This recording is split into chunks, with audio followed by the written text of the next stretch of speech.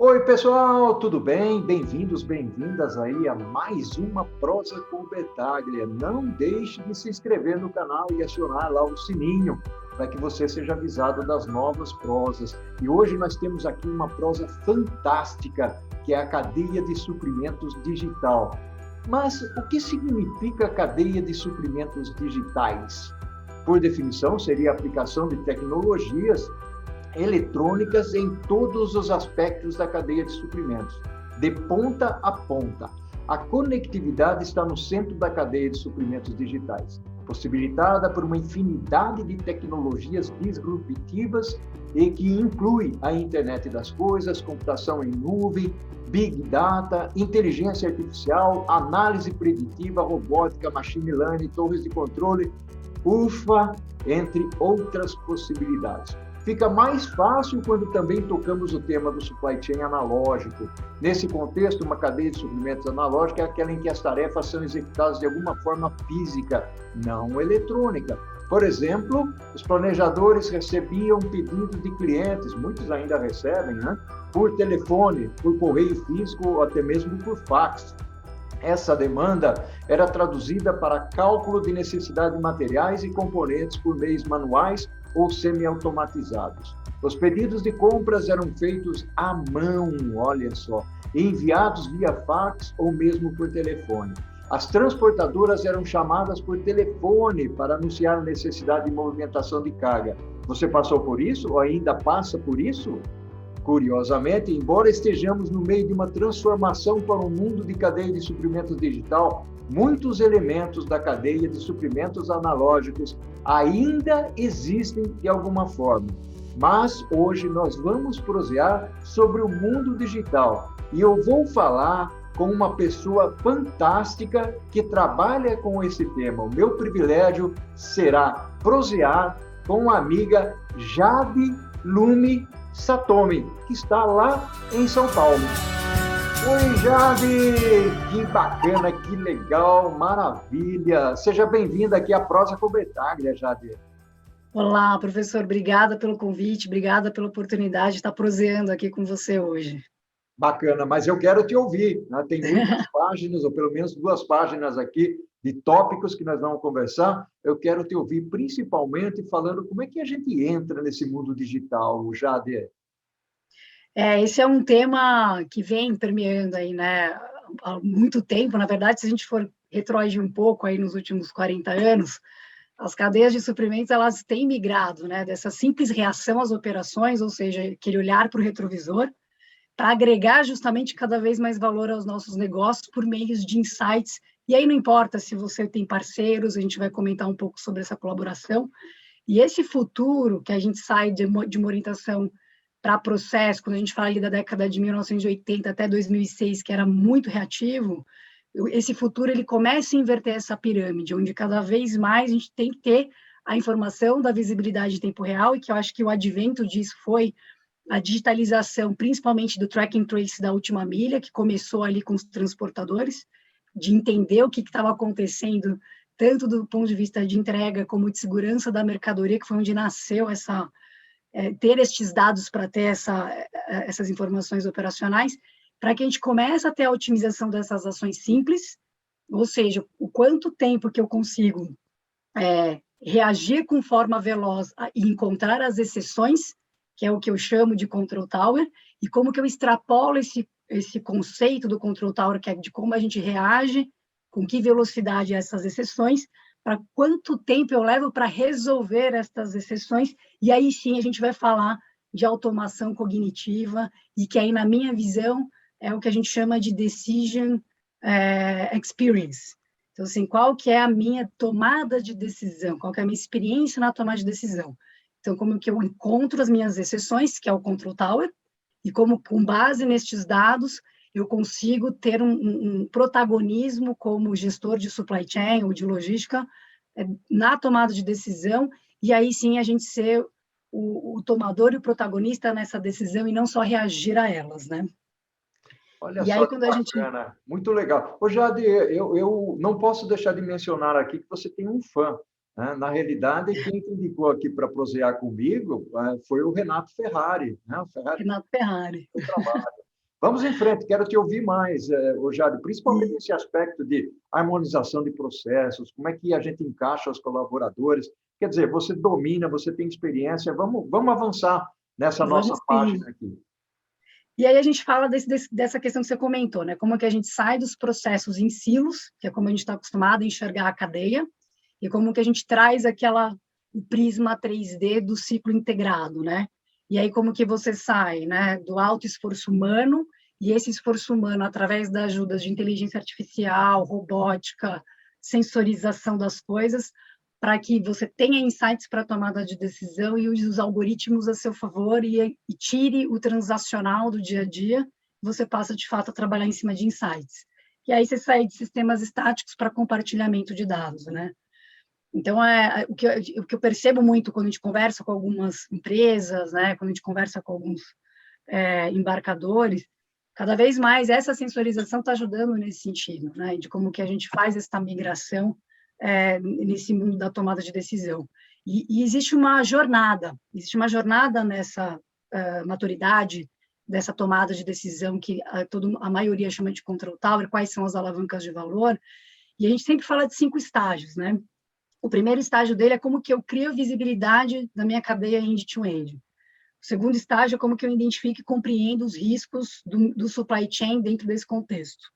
O terceiro estágio é como que eu proponho as soluções para mitigar os eventuais problemas. O quarto estágio é como eu tomo decisão e depois como eu aprendo de forma autônoma e melhoro, que aí a gente começa a falar de robótica e de machine learning.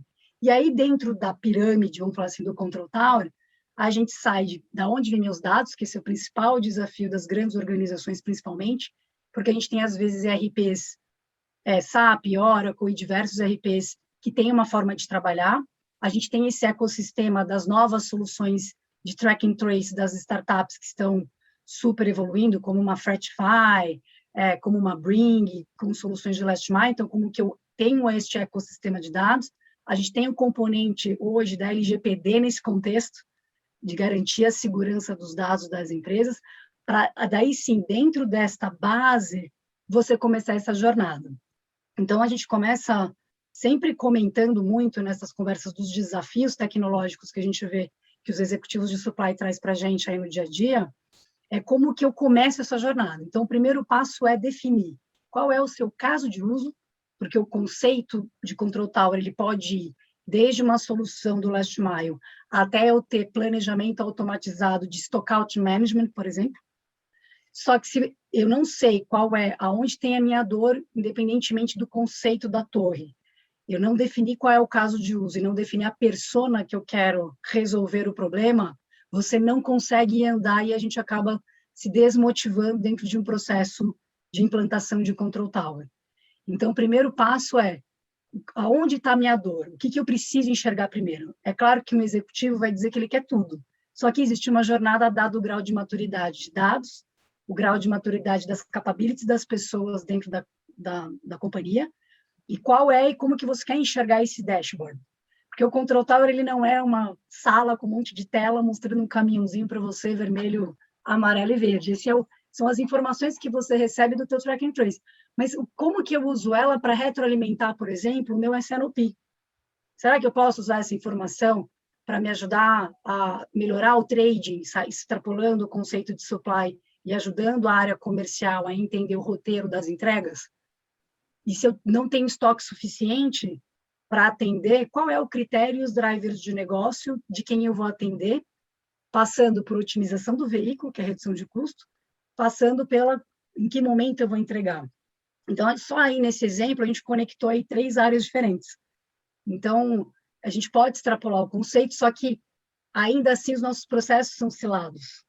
Então, qual é o caso de uso para cada área, para que depois, em dado momento, a gente tenha essa visão de dashboard, pensando em cognição e como que a gente traz as tecnologias a nosso favor. Porque tecnologias tem aos montes. Quando a gente fala de sensorização de veículos, a gente está falando de telemetria de caminhões e manutenção preventiva, que os transportadores usam bastante, como que eu uso esses dados para seguro e segurança da mercadoria, e como que estes dados são transformados, por exemplo, em inteligência logística, para que o gestor de logística possa tomar suas decisões do ponto de vista daquela primeiro estágio, que era eu saber o que está acontecendo. Eu ainda não estou fazendo nada com dado.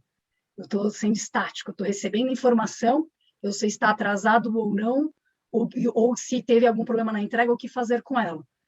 Só que a partir dessa base de dados imensa que você começa a gerar, você pode trazer outras, inteligência artificial, algoritmos, que podem, de forma transacional, usar estes dados para retroalimentar, por exemplo, o plano de execução do planejamento de carga que vai ali na área de planning, para que na próxima semana a gente entenda se aquele orçamento que você fez, se está ok ou não. Ok. Jade, está fantástico, realmente está muito bacana essas informações que você está trazendo aqui para as pessoas que acompanham a nossa prosa, né, a prosa com Bertaglia, e você usou alguns elementos aí que são bastante interessantes dentro das organizações, o conceito de torre de controle, a parte da aplicação tecnológica, principalmente, e uma das coisas que eu percebo, e você falou que tudo isso é uma jornada, e que muitas vezes os líderes, os gerentes, os executivos, eles acabam ficando, você não usou essa expressão, mas acabam ficando, de certa forma, perdidos com tudo isso que está acontecendo. Ou seja, tem muita coisa para se usar e o que priorizar, por onde eu começo primeiro. Né? Então, tem aí algumas necessidades a priori que precisam ser feitas exatamente para a gente tirar o melhor proveito tanto dos processos, que precisa enxergar o processo também, né, Jade? Até para a gente colocar a tecnologia adequada. Você citou aí algumas empresas, incluindo startups. A minha preocupação, principalmente quando eu faço alguns trabalhos nessa área, e seguramente você também passa por isso, é que o pessoal, primeiro, o que é priorizar? Por onde eu começo? Qual o caminho a seguir? E você falou, e foi muito bacana, a torre de controle não é uma sala onde ele simplesmente coloca ali algumas televisões, né? Vamos dizer assim, e onde as pessoas enxergam como é que está indo o negócio. Tem muito mais por detrás disso, principalmente na parte de coleta de dados. E uma das coisas é quando você elabora o projeto, Jade, qual é o nível de pensamento, né? Qual é a estratégia, né? Qual é o meu foco? Olhar para o mercado, olhar para o cliente, essa conexão com o mercado, falar um pouco da experiência do cliente. E antes de entrar no segundo tópico, falar de tecnologia habilitadora, eu queria que você desse uma palhinha aqui na nossa prosa sobre essa sua visão aí da conexão com a experiência do cliente, Jade. Uhum. Eu acho que tudo começa com a experiência do cliente, né? Acho que o cliente, principalmente depois da pandemia, e a gente, né, forçado aqui a ficar em casa, a gente tem consumido muito de forma online, e cada vez mais a experiência da entrega é o que está alavancando, acho que, essa jornada. Eu vejo que muitas empresas que tinham um plano de tecnologia dentro desse tema Control Tower nos próximos 5 anos, ela teve que acelerar em 6. E aí, a hora que a gente olhou essa aceleração, a gente até fez uma pesquisa recente que mostra que mais de 52% dos executivos entende que tem essa tecnologia, mas não sabe por onde começar, que é esse ponto que você mencionou. E obviamente, a gente tem que... E isso trouxe luz para algumas coisas que, às vezes, a gente deixa para trás. Então, por exemplo, uma atualização de RP, que às vezes data lá de 1990, e às vezes as empresas esperam, dado momento, para poder fazer o investimento. Isso acelerou demais. Tanto atualizações de RPs para que consigam trabalhar em nuvem, para poder dar a resposta para quem está na área de negócio de forma operacional. O gestor de supply chain, ele sofre muito com a jornada da tecnologia da empresa, em que estágio ela está. Porque não adianta a gente estar sentindo a dor do cliente, a gente sabe como resolver, ou sabe como endereçar, mas eu não estou preparado do ponto de vista do meu back-office para fazer essa jornada. E é aí que começa essa dor, ou a palavra que você usou de se sentir perdido dentro dessa jornada. E aí é nesse momento que a gente olha para a integração colaborativa que começa dentro da empresa e para os seus parceiros. Então, não adianta o gestor de supply fazer uma compra de Control Tower sem ele estar de ombro dado com o cara de TI. Então, cada vez mais, essa simbiose, essa integração dentro da área e com seus parceiros de negócio, e aí eu falo parceiro de negócio muito no sentido das suas transportadoras, dos seus operadores logísticos, Que não adianta você falar o que você quer, se esse ecossistema que você vive, se você trabalha, por exemplo, de forma terceirizada, ou se você tem sua frota própria, todas estas áreas precisam estar junto nessa jornada e a gente tem que fazer uma avaliação da maturidade. Que estágio que eu estou hoje, olhando processos, sistemas e pessoas, que estágio eu quero chegar e como que eu coloco no tempo essa jornada. Essa jornada, ela não vai ser igual para a empresa A, B, C ou D, ou para indústrias diferentes. Quando a gente pega a indústria do agronegócio, bens de consumo, empresas de telecom e assim vai. Cada empresa tem a sua, embora, vamos dizer assim, o fim seja o mesmo, a jornada ela pode ser diferente. Então, você fala assim, poxa, tem uma solução plug and play? Tem uma solução all size fits all? Não tem, porque é a sua jornada. Pode ser que algumas empresas tenham um grau de maturidade que essa jornada esteja parelha e o benchmarking ajuda muito, mas no final do dia ela é customizada para você. E quando eu falo customizada, não é aquela customização que a gente fica enlouquecida quando você vai, por exemplo, customizar um faturamento e você fica uma semana sem faturar. Não é deste lado, é mais a sua jornada. Então, o primeiro passo é fazer um diagnóstico dessa situação. Eu tenho as capabilities e as pessoas certas dentro dessa jornada? O quanto eu tenho que investir em capacitação interna? O quanto que os meus processos estão claros do ponto de vista de governança, de KPIs bem definidos? Quais são os drivers de negócio que eu quero endereçar? E aí a gente vai olhar para o teu arcabouço tecnológico para começar essa jornada. Uma vez essa fase feita, aí a gente vai migrar para um caso de uso e pilotar estas iniciativas com os métodos ágeis que se tem hoje disponíveis no mercado. Olha só que bacana. E quando você falou do arcabouço tecnológico aí, Jade, eu já pensei aqui rapidinho em falar sobre as tecnologias habilitadoras. Mas vamos fazer isso no segundo tópico? A gente dá uma paradinha, uma pausa aqui, toma uma água, um café, e nós vamos para o segundo tópico? Pode ser, Jade? Claro, pode ser, combinado. Oi, Jade, sensacional, uma honra, um orgulho tê-la aqui participando da Prosa com Betaglia, muito bacana, fantástica a sua contribuição. Costumo dizer, Jade, que pessoas do bem vêm aqui compartilhar suas experiências e seus conhecimentos, e esse é o nosso propósito aqui na Prosa com Betaglia. Jade, vamos desbravar essa parte das tecnologias aí, as tecnologias habilitadoras, né? Tanto existe no mercado e que tantas dúvidas trazem para as pessoas. Vamos lá? Vamos lá. Bom, tecnologia é um negócio interessante que está vindo de forma avassaladora e todo dia aparece uma coisa nova, uma startup nova. Então, existe, diferente de alguns anos atrás, tem muita coisa disponível e aí, às vezes, a gente também se perde achando coisas muito legais, querendo trazer para dentro, mas, às vezes, voltando ao ponto da jornada, eu tenho um monte de soluções, mas elas não funcionam, porque às vezes não é o core ou não é o que eu precisaria responder para o meu negócio.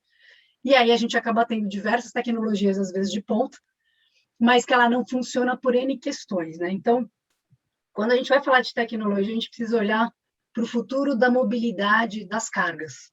A gente fala muito de futuro da mobilidade urbana, né?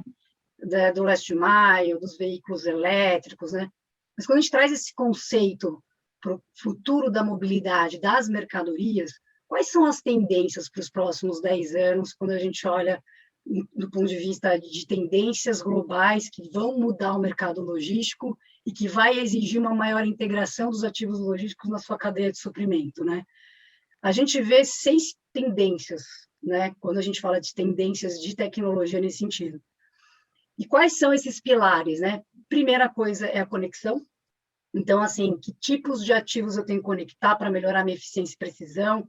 Como que eu tenho meu armazém, que a gente está usando o nome agora aí de 4.0, nos meus sistemas de separação, embalagem, alocação de estoques, etc. Quais são as soluções de trabalho aumentado? Então, que tipos de soluções para mover segurança, sustentabilidade e usar a robótica a favor das pessoas que estão dentro de um armazém, por exemplo? Quais são os dispositivos de conexão que a gente tem? E aí a gente hoje tem aqueles robôs que a Amazon tem bastante, né? Que não tem mais as pessoas no processo de separação. Telemetria nos caminhões. Então, dentro da tendência de conexão, a gente está falando destes tópicos. Quando a gente fala de conceitos de logística urbana, é a história da distribuição no centro urbano. cada vez mais veículos menores, cada vez mais as pessoas testando veículos elétricos, por que não dizer autônomo, cada vez mais alternativas de entregas que estes novos aplicativos vêm, como, né, o próprio Uber de carga, entre outros que a gente tem aí, tem a Lalamove agora, que está fazendo também essa conexão. Então, cada vez mais surgindo essa questão do pick-up store, do locker e assim vai. E aí a gente tem a parte de autônomo, né? A gente teve aí um teste, acho que foi no começo do ano, teve a primeira entrega na Califórnia, com um caminhão autônomo, saindo lá de São Francisco, indo até Los Angeles, fazendo o primeiro teste lá de caminhão autônomo. Então, a gente traz essas tendências de MHE autônomo, de warehousing autônomo, justamente para reduzir o erro humano, colocar a mão de obra humana como insight na tomada de decisão. E aí a gente traz também a mudança nas necessidades, que foi o que a gente comentou antes, sobre o Customer Experience. O que o cliente está pedindo? Então, cada vez mais o cliente, antes ele queria velocidade, e às vezes agora ele quer conveniência. Uhum. Então, e eu vou dar um exemplo aqui, né? Outro dia eu comprei uma geladeira e eu estava esperando para o dia 13, ele entregou antes. Isso para mim foi ruim, porque eu não estava no lugar. Então, assim, às vezes a velocidade não é a resposta que aquele cliente precisa. Achei ótimo, porque o tracking foi super ótimo, eu tinha visibilidade, eu consegui me organizar para receber no momento que eu vi que ele já estava na entrega, mas eu não estava esperando para aquele dia. Isso me ajudou, mas não era aquilo que eu queria de experiência, eu estava esperando para aquela determinada data. Então, às vezes, a tecnologia e a velocidade não necessariamente entrega aquela experiência. Então, cada vez mais, essa necessidade de estar aderente ao que o cliente deseja é importante.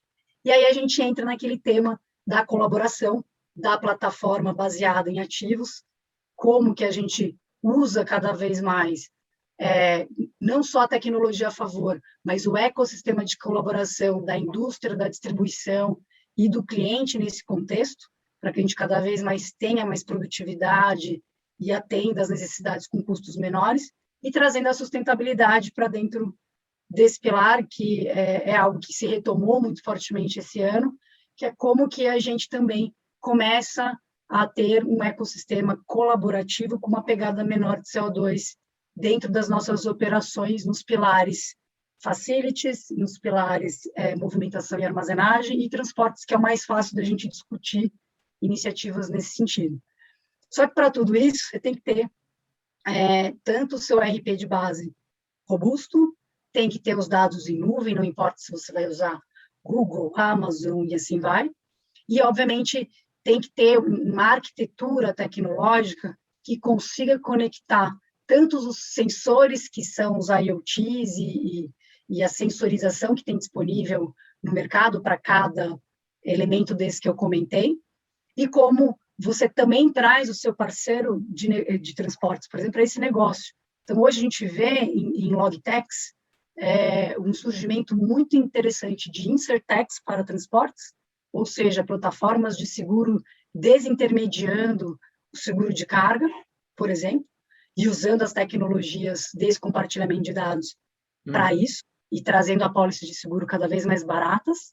Por outro lado, você vê uma tendência interessante de surgindo plataformas de transportes tecnológicos, que eles estão chamando de Logtex, que é justamente como que você tem esse marketplace que vai criar uma servitização para os motoristas, para os transportadores já robustos e etc., para cada vez mais você ter essa colaboração. Só que aí a gente entra num tema, que acho que não é o tema do nosso tópico hoje, mas pode ser uma próxima prosa, já deixando a deixa aqui para o professor, que é como que está o transporte no Brasil. A gente tem, infelizmente, aí um envelhecimento da nossa frota, por outro lado, o envelhecimento da mão de obra, e, por outro lado, custos logísticos muito elevados. Se você pegar o último mês, a gente teve 25% a 32% de repasse de aumento de combustível de diesel na bomba, e isso representa quase que 15% de impacto no custo de transportes, aí a depender do negócio da empresa, isso é algo, do ponto de vista de custo, que não tem como você mitigar, porque é custo variável na veia, né? Bacana, Jade. Jade, a sua contribuição está sendo aqui fantástica aqui para a Prosa com o Betaglia. Eu estou escrevendo um artigo sobre um tema o Jade, que é ambidestria em supply chain, né? E conforme você foi falando, eu me imaginei sendo um executivo aqui, um diretor de supply chain, né? Já atuei nessa área, e eu fico pensando na complexidade de todos os elementos que você está trazendo, ou seja, cada vez mais o supply chain fica complexo. E eu me remeti aqui ao artigo da ambidestria, exatamente porque a ambidestria ela está sendo recuperada, é um conceito bastante antigo. Quem usou pela primeira vez foi um autor chamado Robert Duncan, em 1976, veja bem. Aliás, existem outras coisas que a gente recupera lá do passado, o mundo VUCA, por exemplo, é um deles, né? E uma das coisas que se percebe é a complexidade sobre tudo isso que você está comentando, né? O mundo da tecnologia, a tecnologia habilita, mas novos modelos de negócios que estão surgindo, as startups numa velocidade muito grande, sendo criativas, trazendo contribuições fantásticas para as organizações. Eu tenho trabalhado, inclusive, um pouco com as startups, temos algumas iniciativas nesse sentido. E você tocou num ponto que é básico, que é a infraestrutura, né? Embora nós falemos aí de tecnologia habilitadora e tudo mais, nós vivemos ainda alguns problemas mais básicos, não só no Brasil, mas em outros países. Eu gostaria, nós temos ainda alguns minutos, você falou que essa parte pode ser uma prosa futura, mas eu gostaria de entrar um pouquinho mais nesse assunto, até porque hoje, você falou de veículo autônomo,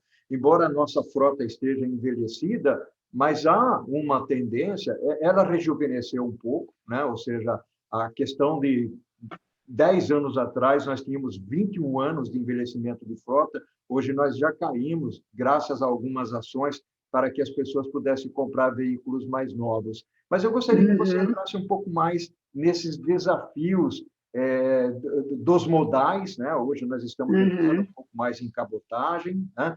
De uma forma generalista, não estou pedindo dados aqui, até porque o dado nós não trabalhamos com ele para essa prosa aqui, né?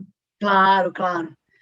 Essa questão, vamos falar assim, do mercado, do setor logístico no Brasil, a gente tem, não é fácil operar o Brasil, né? Então, a gente, quando conversa muito com o pessoal lá de fora, esse nosso ecossistema, principalmente quando a gente traz a complexidade do sistema tributário nacional, também virou outra prosa. É verdade. Mas se a gente for pegar e vai dos últimos anos para cá, a gente teve a greve dos caminhoneiros, a gente teve a NTT definindo a tabela de frete mínimo, a gente teve o IPCA lá em 2018, teve alta, que agora não, é um pouco contrário, mas isso tudo foi impactando e o diesel nunca retroagiu.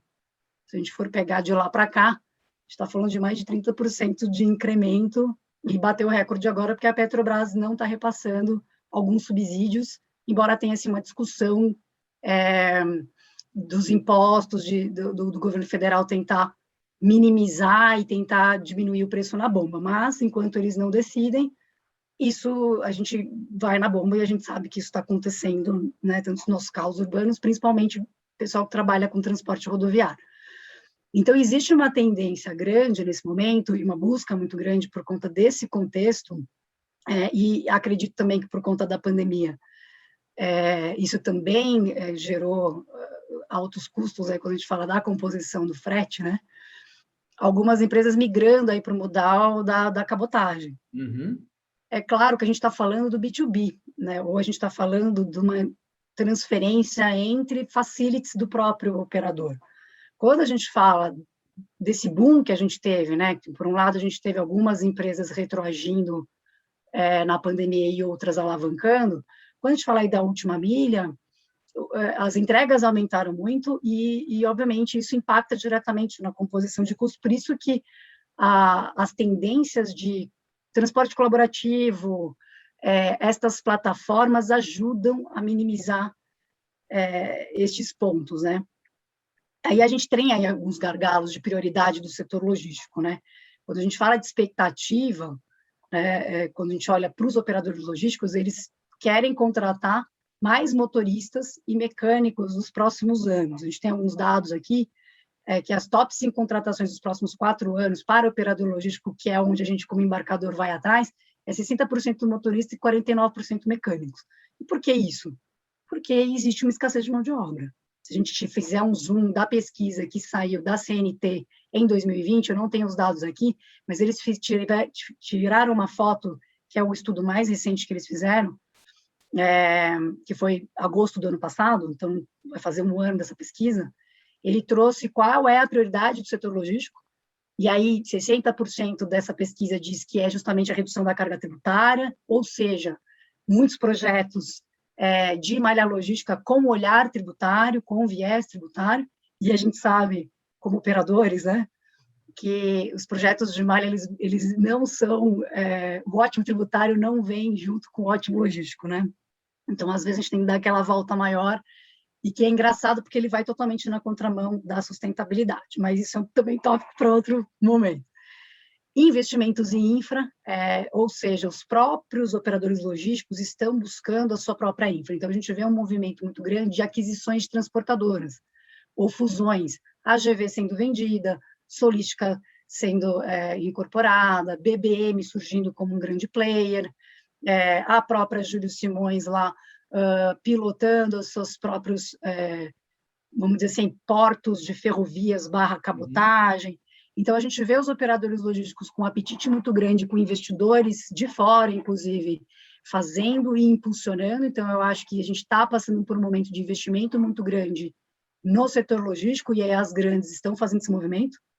Por outro lado, a gente vê o Vasco, né, que era o proprietário da AGV, fazendo a venda da AGV e trabalhando muito fortemente nos aplicativos e nesse ecossistema de servitização para os motoristas, o que eu acho muito bacana. Porque se você veste o chapéu de um transportador, você imagina que esse transportador ele trabalha para uma indústria de cosmético e trabalha para o agronegócio. Só que o embarcador, quem contrata, ele quer o seguro da OpenTech ou da Pancari, ele quer que você use o sistema X, a fatura tem que ser emitida. Você imagina o número de complexidade que esse transportador tem que ter para se adequar a cada cliente. Se ele trabalhar de farmacêutico, alimentar, a indústria pesada. Então, quais são as soluções tecnológicas para esse cara? Porque a gente exige dele como embarcador, mas a gente não entra no detalhe de como ele faz para me fornecer esse serviço. Então, eu acho que ali o Vasco, assim, muito acertadamente, está fazendo um trabalho muito interessante nesse arcabouço tecnológico. Que maravilha, Jade. Muito bacana. Jade, eu vou dizer o seguinte para você, a nossa prosa aqui está tão gostosa, né? Mesmo sendo virtual, à distância, você trouxe uma contribuição fantástica e nós estamos encerrando a prosa aqui com um gostinho de quero mais, Jade. A minha gratidão para você. Eu agradeço aí a oportunidade. É um tema que eu gosto muito, então a gente pode ficar aqui o dia inteiro falando. Mas eu agradeço muito, eu espero ter contribuído um pouco aí com um pouco do conhecimento que a gente traz aí ao longo da carreira, e dizer que é o momento do supply chain. Assim, eu diria que, como uma palavra final aqui, o CEO, por muito tempo, eu não sei se só fazendo um adendo super rápido, há muito tempo atrás, a mudança que a gente teve do papel do contador, que migrou para o CFO, e que é o braço direito do CEO, hoje isso está acontecendo com o supply. Então, é o futuro do CSO, do Supply Chain Officer. Olha. Então, você precisa do CFO e você precisa do CSO. É meu braço direito e meu braço esquerdo para que a gente consiga entrar nesse mundo muvuca que a gente vive. Então, eu acho que esse é o momento dos profissionais de supply chain, e eu acredito que é uma tendência de cada vez mais ter os Chief Supply Chain Officers com este arcabouço complexo que a gente comentou, olhando para toda essa complexidade que o supply chain vive, e, obviamente, é o momento do protagonismo desse profissional. Então, a gente precisa, sim, estar antenado, sim, estar estudando e, sim, antever para, de fato, ser protagonista na tomada de decisão dentro da jornada do CEO. Maravilha, que bacana. Jade, ao infinito e além, um abraço virtual. Obrigada, abraço. Tudo de bom. Gratidão enorme. Obrigada. Até mais. Tchau, tchau.